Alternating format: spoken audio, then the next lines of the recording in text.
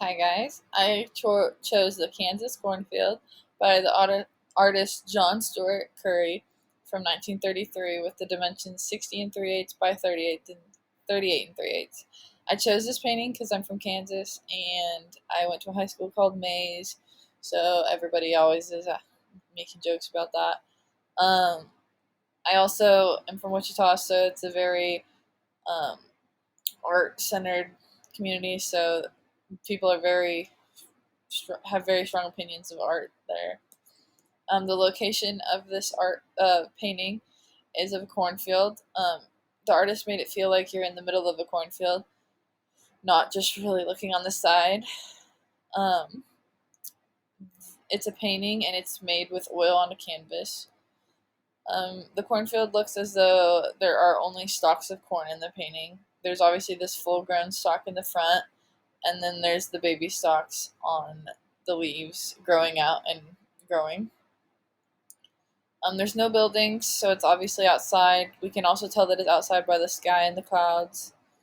Um, there's no people like the farmers or the animals. There's none of that shown in the painting.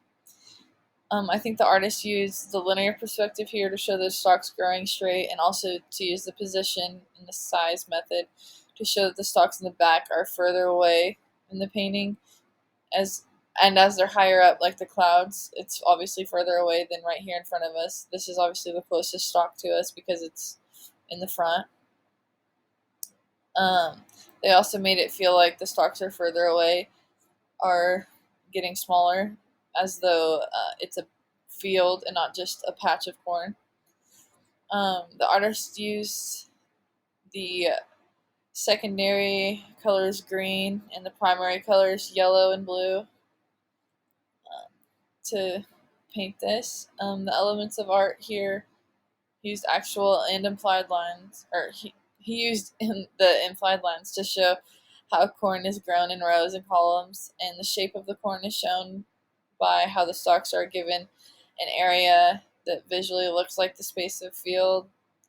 The lighting here keeps it bright and shows the energy that the sun gives to the plants. The texture is implied by the dirt and the leaves and how the corn would feel to touch. This space again is visual and it shows us the lines of how the corn is planted. So usually corn's planted in rows and columns.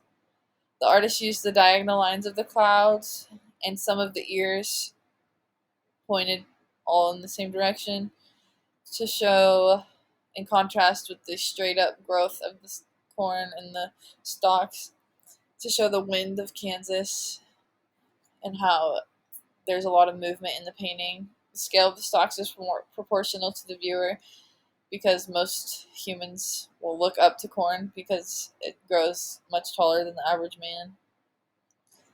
I think there's an emphasis on corn in the painting because it's the focus and everything else is the background, like the clouds in the sky.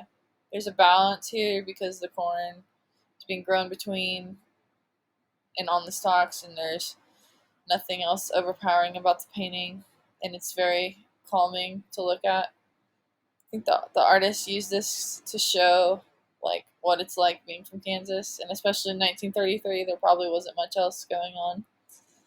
I think the painter wanted to remind the viewer of how Kansas is such a big provider of corn, and also keep the concept of real life painting and realism in here.